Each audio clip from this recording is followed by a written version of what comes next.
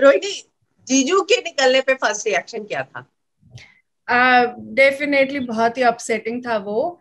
इसलिए नहीं कि वो इविक्ट हुए, सिर्फ इविक्शन के तरीके से ज्यादा दुख हुआ हमें। ये तो मालूम ही था कि गेम है, सब एक टाइम पे जाएंगे ही और कोई एक ही फाइनलिस्ट होगा, बट हमें इतना उम्मीद थी कि वो शायद फिनाले तक पहुंचेंगे। सिर्फ जो इविक्शन का तरीका उन्होंने इस्तेमाल किया उससे हम सभी खुश नहीं है, वो फिर हम है चाहे घर वाले है चाहे जो भी है। हम्म। जाहिर सी बात है, जो कनेक्शन बनकर गए उनको जनता का रिप्रेजेंटेटिव बना दिया गया और कहा गया आप बताइए। और जी वहां पर कुछ ऐसा था कि कुछ लोग अपने पर्सनल ग्रजेस के लिए भी उस को नॉमिनेट करेंगे, और जनता अगर निकालना चाहती तो बहुत पहले निकाल देती, क्योंकि कितनी बार नॉमिनेट हुए हैं अभिनव तो। जी, क्योंकि जिस तरह से उन्होंने कहा था ना, क्योंकि एक इविक्शन जब हुआ था उसमें वो और रूबी दोनों ही उसमें थे, पर फिर भी वो दोनों सेव हुए। वहीं से पता लग जाता है कि वो दोनों ही जनता को पसंद है। अम, उसको अगर आप साइड में रखे, जहां तक मैंने शो में देखा है और जहां तक मेरे समझ में आया और लाइव फीडर उससे देख के मुझे पता चला कि उन्हें ऑप्शंस दिए गए थे दो।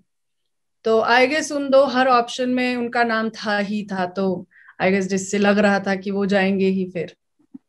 हम्म। तो आप लोग देखना चाह रहे थे दीदी जीजू को साथ में टॉप टू में। जी जी आपकी उसके जी। बाद कुछ बात हुई जीजू से, उनका क्या रिएक्शन था? अभी तक उनसे कोई मतलब कांटेक्ट तो नहीं हो पाया, ना ही उनका कोई कॉल आया, ना उन्होंने कॉल पिक किया है, ना मैसेजेस। तो अब हमें ये नहीं मालूम कि उन्हें क्वारंटीन में रखा है या फिर उनके पास फोन है कि नहीं है। अभी तक हमें उस चीज का कोई भी अंदाजा नहीं मिला है। हालांकि उनका इंस्टाग्राम में मैंने देखा है कि थोड़ा बहुत मतलब एक्टिव है, बट आई डोंट नो कि अब वो यूज कर रहे हैं या फिर वही है जिनके पास उनके उन्होंने हैंडल करने के लिए दिया था।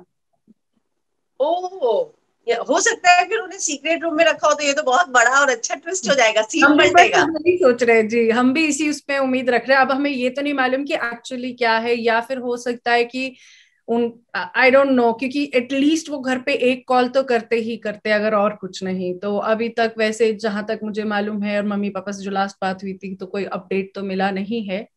उम्मीद हम भी अभी भी अच्छी कर रहे हैं, क्योंकि कुछ लोग कह रहे हैं शायद वो 14 फेब को भी आएंगे, कुछ लोग कह रहे हैं सीक्रेट रूम में। तो अभी तक क्लैरिटी नहीं है उस चीज पे कि है कहाँ वो। Very true.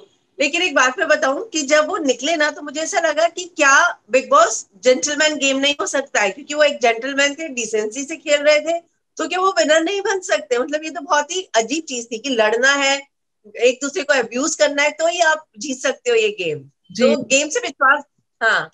जी, क्योंकि I guess game personality show है, जहां तक मेरी समझ है, जहां तक मुझे समझ आया। आप गेम शो में किसी की पर्सनालिटी देखते हो, तो वो नॉट नेसेसरली पर्सनालिटी आपकी अग्रेसिव ही होना जरूरी है या फिर कॉम्पिटेटिव होना जरूरी है। कुछ एक लोग सूझबूझ से भी काम लेना पसंद करते हैं। आई गेस उनकी वही सूझबूझ उनको अभी तक यहाँ इतने आगे लेके आई थी। एंड अगेन, जैसे मैंने कहा, बहुत ही डिसअपॉइंटिंग था जिस तरीके से उनको बाहर किया गया, सिर्फ 4 5 6 लोगों के वोट से। यस।